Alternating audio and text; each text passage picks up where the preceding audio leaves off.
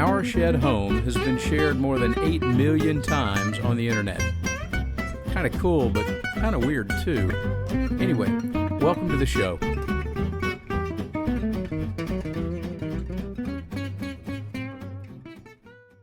Hi, I'm Barry Smith. And I'm Beth. And welcome to 2022. Yeah, we're excited to be in 2022. We are. It's the first episode of Radio Tiny House in the new year. Yes. We won't talk about our absence, or will we? Sure, why not? We were away for a little while. The holidays we took off. And then we took off some more. And then we took off some more. And then we had COVID hit the household. So our youngest... Not us. Our youngest daughter, who lives on the property with us and her 3 wonderful children, all 4 got COVID. Right. We did not. Thank you. Knock on wood, or right. Maybe that would be better, knock on wood. But I did wind up getting the flu. Of all the stuff that's floating around out there, I got the flu. Yeah, and here I am still. Beth is ticking along. She didn't get jack. Right, and I hope it stays that way. I got a post today from my favorite meteorologist, Glenn Burns. Maybe second favorite, Rob Fowler. Right, yeah. I think he's your second. But Rob is from Charleston, and so he doesn't do much weather forecasting for us. But he's also a high school classmate. He is a high school classmate of mine, yes, and hopefully we'll see him in April. But I read that now pollen is out. Oh boy, so Barry's allergic to the world. I think I'm just going to go to Tahiti. Or, well, they'll probably have pollen there, too. Maybe a respirator might be coming Maybe. into play. Maybe I should just wear an N95 mask year-round. Right. That might not be a bad idea. Are you afraid of COVID? No, pollen. Pollen. Any other germ out there? Oh, I'm not a germaphobe. But you might need to be. I'm a pollenophobe. A pophobe. No, that sounds horrible. I'm a pollenophobe. A pollenophobe. All right, so onward. Today, Beth is beautiful in her purple. Oh, yes, I have purple. She's also, I won't show you what she's got on, but she's got she's sitting with a heated blanket over her lap because it's a little chilly in the office today. We don't heat it. I mean, this is more of a 3-season event, and we don't heat it to full capacity when we're not in it all the time. Well, this is our basement. I mean, one of the equivalent of being a basement, sure. The great things about having a tiny house is that there's lots of reasons. You take up less space. It's much more energy efficient.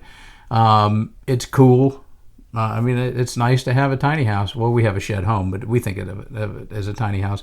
But we don't have a basement. So this is our basement. And podcast studio, and guest bedroom. And recording studio. And recording studio. And drum room. And drum room. Yeah, lots of things. Yes. But if you do it that way, it's really inexpensive square feet. It is. Per square foot. Right. So that's why we do it. It is indeed. So we hope you're not in Texas where it's still icy and cold. It's chilly here, but it's not as bad as it has been. And there are other places that are also having weather. So moving on.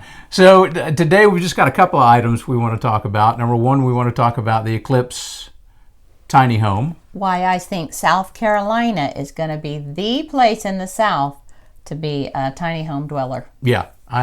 South Carolina is going to be ground zero, if you will, for tiny houses. Yeah, Atlanta. I think in the Southeast. Right. Georgia is doing pretty well, but South Carolina's got a lot of things cooking, and we wanted to share that. Right. What we're hoping to do in 2022 is start sharing a focus on a state a week, so everybody can kind of get a sense of where they can do this too. Right. And what's going on in your state, or if you're interested in moving to another state, what might be going on somewhere else. And if you've got something that you want us to, a state that we want to put to the top of the list, let us know. Send us a note on YouTube. Also like and subscribe to our channel. We'd appreciate that very much. Or send us a note at radiotinyhouse@gmail.com, and we'll do some research and we'll talk about your state. I guess I should draw that back a little bit. I think Texas is in the South is the strongest place for tiny houses. So I guess I would say in the Southeast. I thought you said the Southeast. Well, I may have. Maybe not. I think I said South. We'll have to put up a thing if we did or not. Correction. Not that I ever make any mistakes. All right, we occasionally have tiny house news. We do. It's hard to find it because so much of it is old tiny house news. Of things that have happened. Through COVID, there wasn't a lot of things. People were sort of status quo, but housing has gone so crazy that we really feel like there's going to be a lot of evolution in the world, and part of that tiny houses and shed homes. Part of that is tiny houses. So we've got 2 pieces of tiny house news.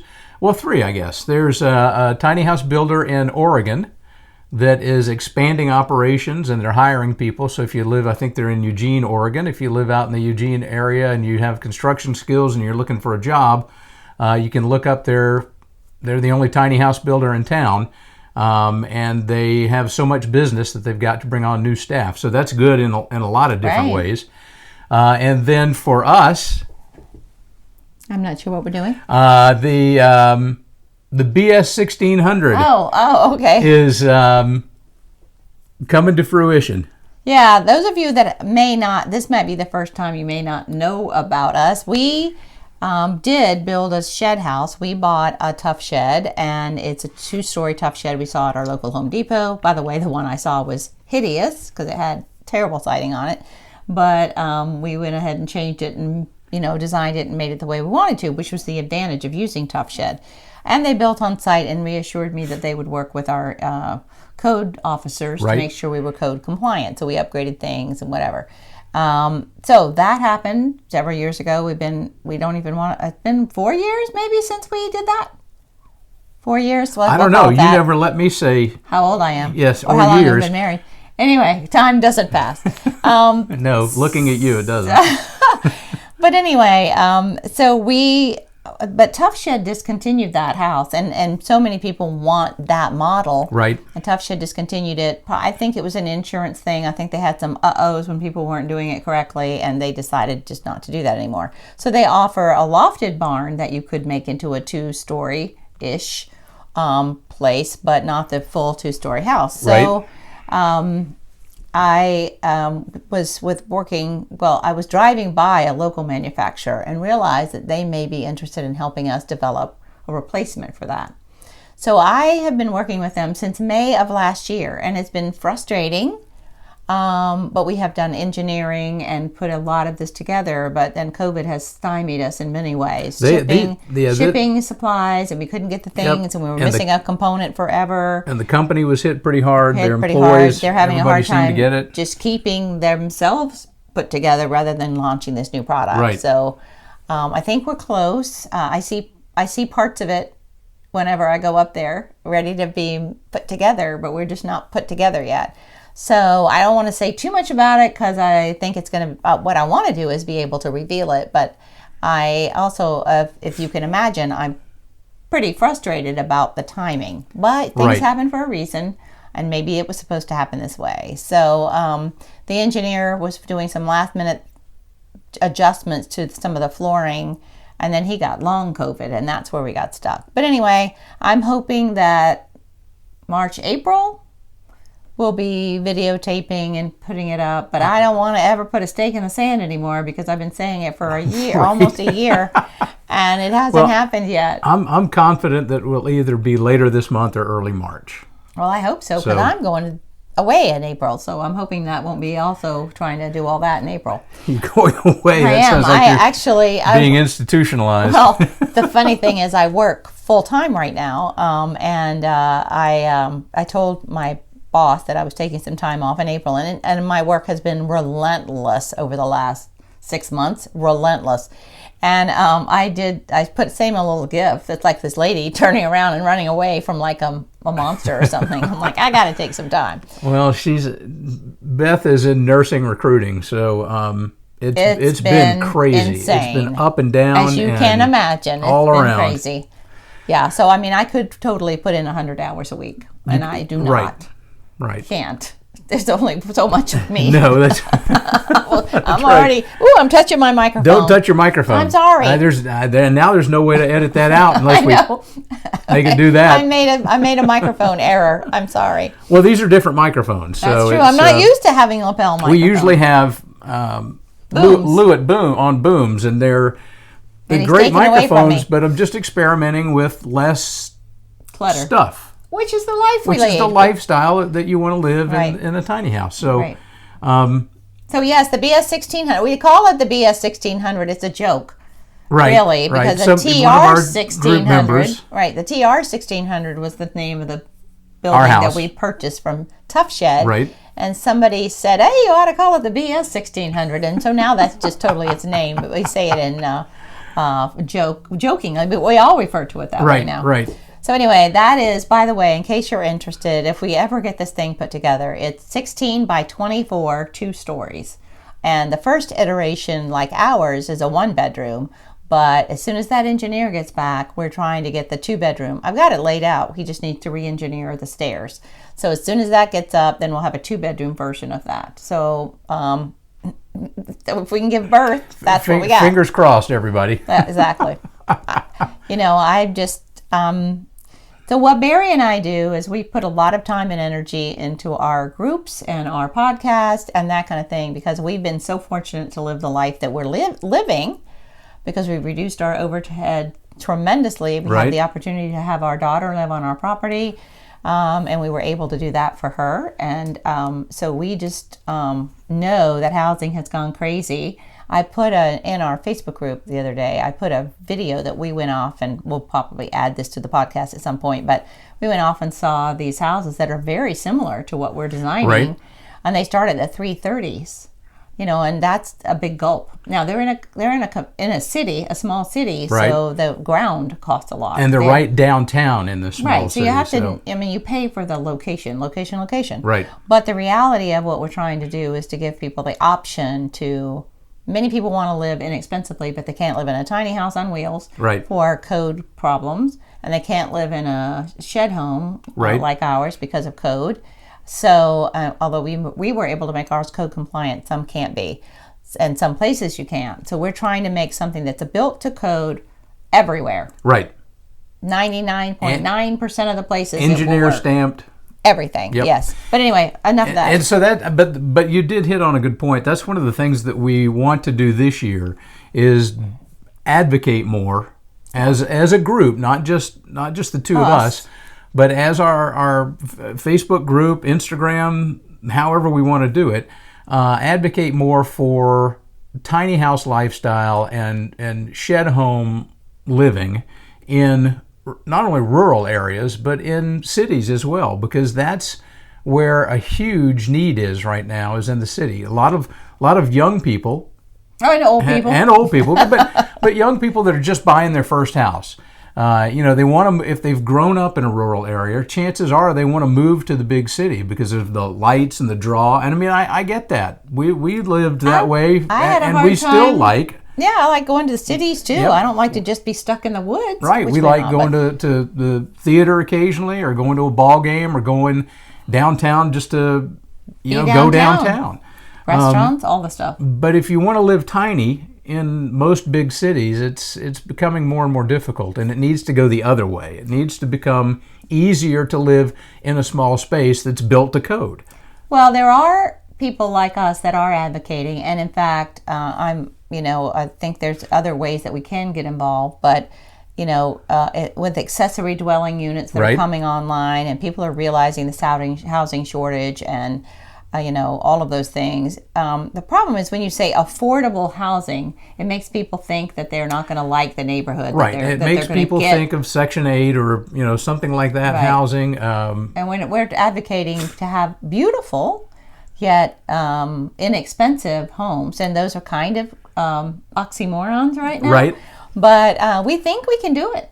I think so too. We just need to figure it out. And I'm working with some people in Atlanta that are waiting again for the BS 1600 to see if we can get that to work, or maybe we go in a different direction. If I can't pull this off, we're going to find somebody else if we have to, I suppose. If we have to. But yeah, I think it's really important to us to help people find the path, and it's complicated and difficult, and you have to be able to fight your fight. But we're willing to help. Yep, indeed. All right, the second piece, the thing I wanted to bring to mind, it's not really news, like something newly happened. This is just a news story. It's a BBC news story, and I'm going to share the screen with you right now. It's called "Why the Tiny House is Perfect for Now," and it talks about the tiny home movement, and it talks about why people like to go tiny. And I'm not going to show. We're not going to sit here and read the article, but I am going to scroll through a couple of pictures. But I'm not going to scroll, so you don't have to see me scroll. Now you get to look at at Beth's beautiful face and my, whatever face. Mug. My mug, yes. So we're going down the page. Well, here's they do mention the Tiny House Nation, which is right here. I'm not sure that this is Code compliant. I'm not sure either. But either way. Well, for those of you that are just listening on the podcast, it's some sort of block on the bottom of a stair tread. I guess they're leveling it, but it looks a little wobbly to me. It does look a little wobbly.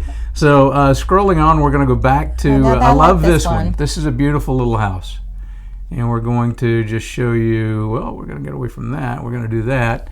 That's just a really cute little house. Open, airy, but it's tiny. It's very tiny. It's tiny. Very much of a tiny house. Wait, don't go away from that. And here's the thing that I hear over and over again is that people say, "Why can't you build tiny houses without bedrooms on the second floor? Because I don't want to climb stairs." You absolutely can. This is obviously has decent stairs compared to many that we see. It's not a ladder or anything. I would still feel comfortable with a railing if I was getting down in the middle of the night and going downstairs. You wouldn't want to climb up that if you had been drinking a little too much or if you'd been doing a lot of leg work that day. Bathroom in the middle of the night. But you can absolutely do that. You just know you have to have about 8 or 10 more feet out the back, so it has to be longer if you want it on the bottom floor. Right. But this is a lovely way they've used the stairs and the storage underneath. And I think people try in various ways to make it livable. Right. But humans are a certain size, so we have to accommodate bed length and whatever. So I think you find out that there's lots of people that are. Some of us are bigger than others. Some are. That's right. But yeah, and then of course I've always loved this one. These are kind of some that you see a lot. This has an amazing open door thing. Now that's not if you live in the buggy, hot, steamy, muggy South, but no. But maybe in some other place, California, that'd be great. But we're trying to, and these are mainly the ones that Barry's showing you right now are tiny houses on wheels. But I do have one that, back to my point about South Carolina, I do have one in a little bit I want him to show you that is just wonderful. We're going to switch. Now, this is probably my favorite one right here. This is absolutely gorgeous. I love the setting. I love the A-frame. Mm-hmm. I love it's just everything about it. I like that. Mm-hmm. It's beautiful. So my favorite thing about the article, and I'm going to scroll back up the page here so I can read it directly to you if I can find it again, is a quote from Elon Musk, who said, here we go. He said that, talking about his, he had a Boxable that he rented or bought, whatever he did, in Boca Chica at SpaceX.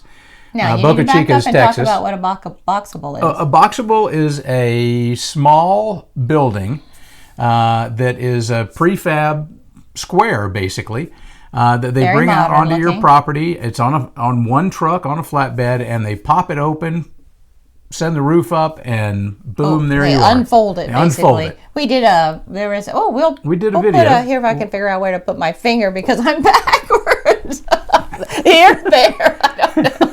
We'll put a link to it and let you see our Boxable video. Yeah, we need to redo that Boxable video, but it was before we had some other equipment that allows us to do this a little more easily, and it was like, oh my gosh, that's not working. So I edited it some. So anyway, Elon Musk said it feels more homey to live in a small house. I agree with that 100%. Big houses have their place. I mean, we've lived in Sometimes I wish for bigger square footage, particularly when it's Christmas or Thanksgiving. And everybody's over. And we want more people in the house. Right. And we want people to sit around and hang out for a while. It's harder to do in a small house. It is. There are some sacrifices and some changes that you have to make when you live in a small house. And we've lived in big houses before that we've enjoyed living in big houses. The challenge with a big house is that you eventually fill up every inch of the house with something. Right. It's anyway. And you spend your time on your house in ways that when you could be doing other things. Right. And I would rather live small and have it. I agree with Elon Musk. It feels more homey when you're in a small house. That's right. So the second thing that we want to show you today is, if it will come, oh, here we go. This is now we're moving into South Carolina. We are now moving into South Carolina from a British story into, which is appropriate, I guess, because the Brits, settled in Charleston a long time ago. That's true. But this is in where was that first picture? Manufacturer right there. Yeah. In South Carolina, that not only makes tiny houses, tiny cottages, but they have a village. Would you call it that? I would say. In Travelers Rest, which is just outside of Greenville. And Furman College is there. Right. They also have a tiny house. I believe it's university. We don't want to insult it's Furman University. Yes, I didn't say that correctly. And they have that's going to make me crazy. All right. Well, we'll go to this, and then we'll scroll to something else. It's the wrong thing to hit there. Yeah, thank you, because I can't that going by. Anyway, they have a tiny house on wheels community in Travelers Rest. Right. But they also are developing these not tiny house on wheels, and they're made out of structural insulated panels, which makes it pretty fast to assemble. Right. So this, if you can flip to that. Well, let's see this one first since I'm here. It's not, this one won't scroll. No, that's fine. Oh, this is what you wanted? Yeah. So you can see that this has, we talked about stairs. This has a railing anyway, but it's more stair oriented. But these cottages are foundation built, and you saw that at the beginning. But when you could see the deck around it. But these folks have the Travelers Rest location, and they're trying to also build a pretty large property out off near Florence, South Carolina. Right. And I don't remember how many tiny home spots they have, but it's quite large. And so I'm not exactly sure how they're going to integrate these models in with their tiny homes on wheels, but they are offering more cottage type living. And I think that's coming. But I think these are beautiful. And you can see the ceiling. The ceiling on this one is full metal. And these are steel structures with steel on the outside. Think it's probably sheetrock on the inside. I haven't had a chance to look. They don't have one that for me to poke around yet. Right. But when they do, we're going to go. But we did go to Greenville and Travelers Rest, but it was on a weekend and we couldn't get anything, signed up. But you'll see that this one is 400 square feet, but has a living room, a small bedroom in the back, and then this loft. So I think that the cry for houses that people are wanting to live in are going to be met in many ways, right? They're going to be shed homes. They're going to be tiny houses on wheels. We lived in a camper for a period of time, and decided that we really didn't love the whole black water, gray water, fiddling around with that stuff. Right. We never had any accidents with it. I mean, with the black water or the gray water. You had a couple of splats. I had a couple of splats with gray water, but not with black water, thankfully. And I just was no help because I was like, no, I'm not. No, she was like, you do that. You take care of that. My uncle, who's passed away, unfortunately, they bought a Winnebago motorhome when we were all little, and they went camping on the first trip, and he got splatted and decided he was never going to go camping again. Yeah. So I mean, there is that.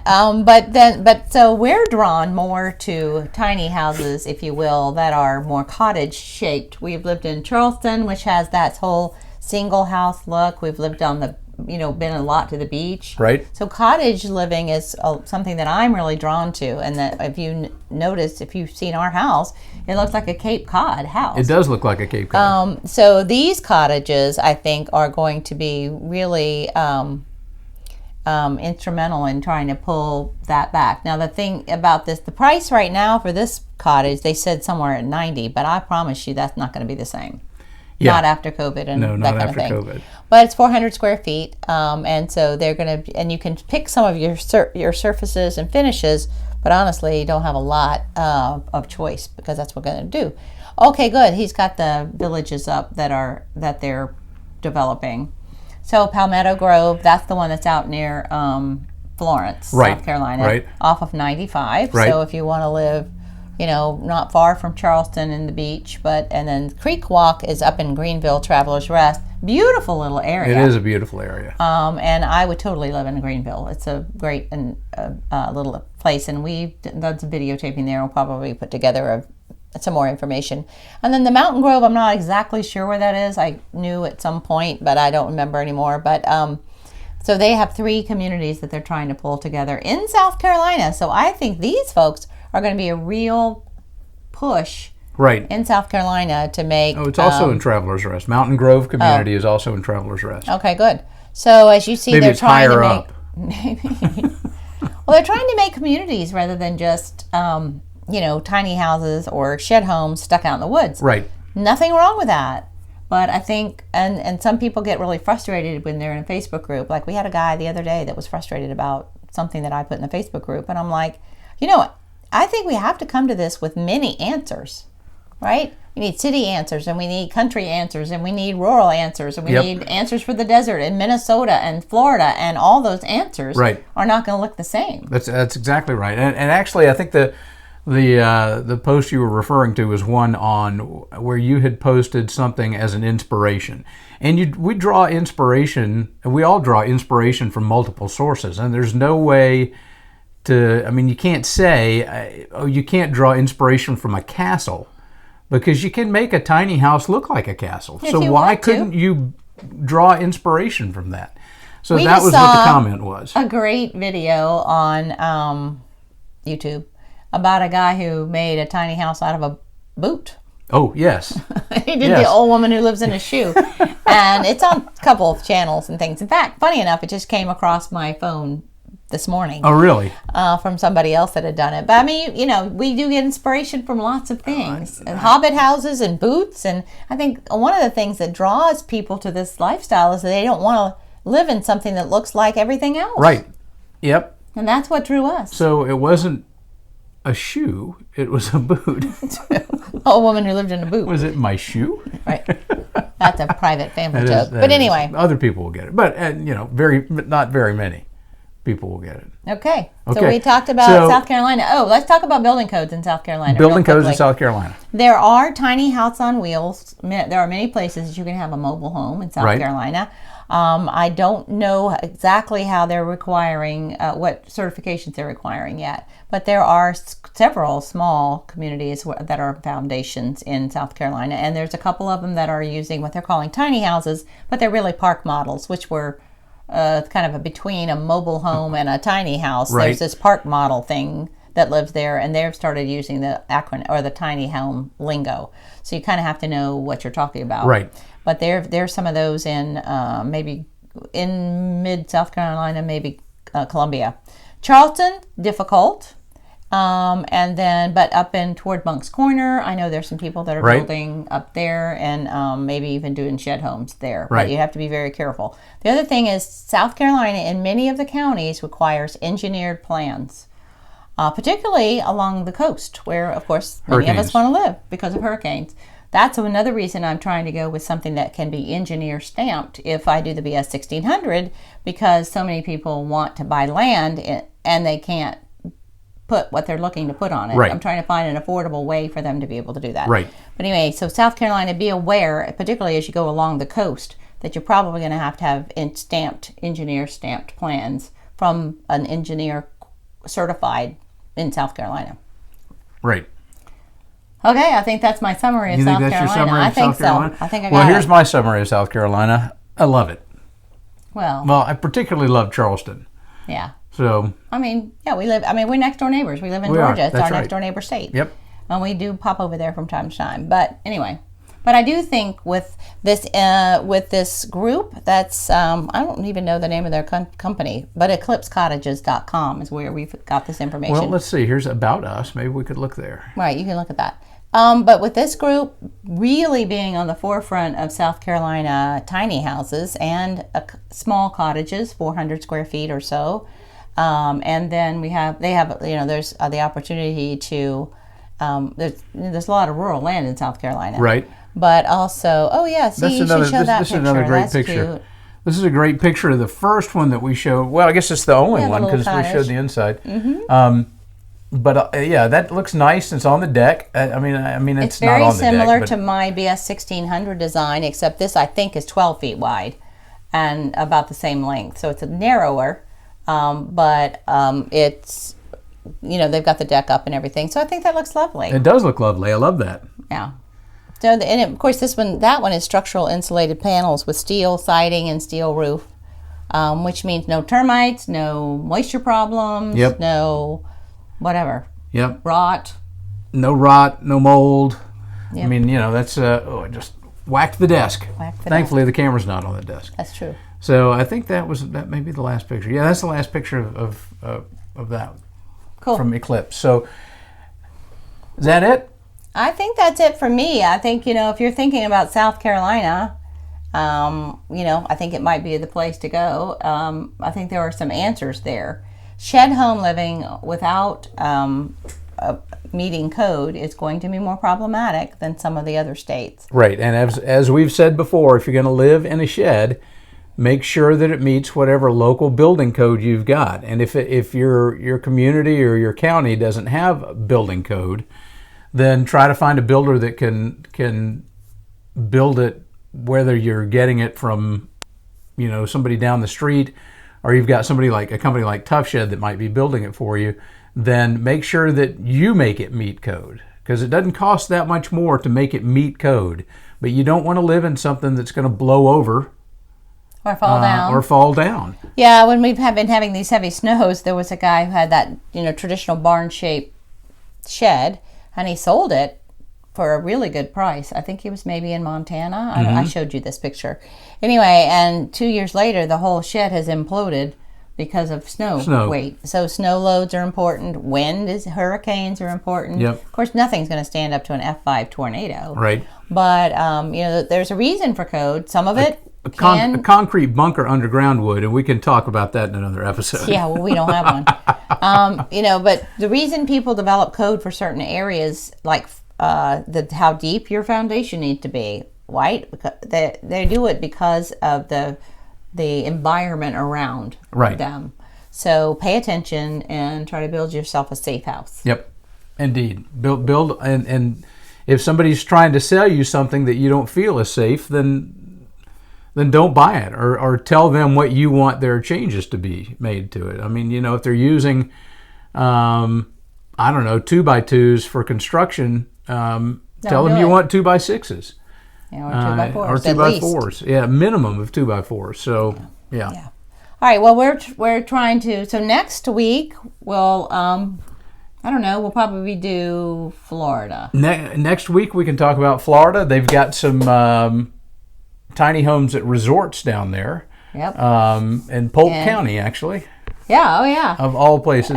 So next week we'll talk about Florida, and then so we're going to hit the ones that we have that are close by, unless you give us, a note and say, hey, listen, we're getting ready to buy some land in Tennessee. What can we build in Tennessee? And we can help you with that. Yep.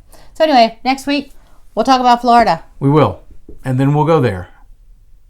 Yes, we will, but that may or may not be having to do with I got to tell you, I love winter. I really do, and I love the snow. I think snow's very, if you don't have to be out in it, it's very peaceful and restful somehow.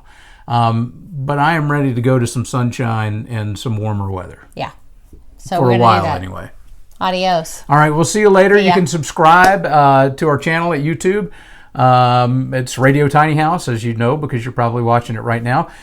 We are anywhere you listen to podcasts. So Apple, Google, Spotify. I was going to say, don't say Spotify. It's anywhere. We're non-controversial here. That's true. I mean, maybe we aren't. Maybe we aren't. Maybe we should be more controversial about tiny houses and shed homes. But wherever you listen to podcasts, we're there.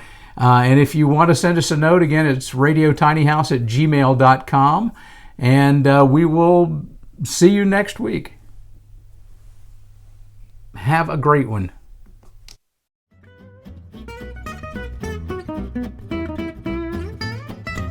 Thanks for listening to the Radio Tiny House podcast or watching us on YouTube.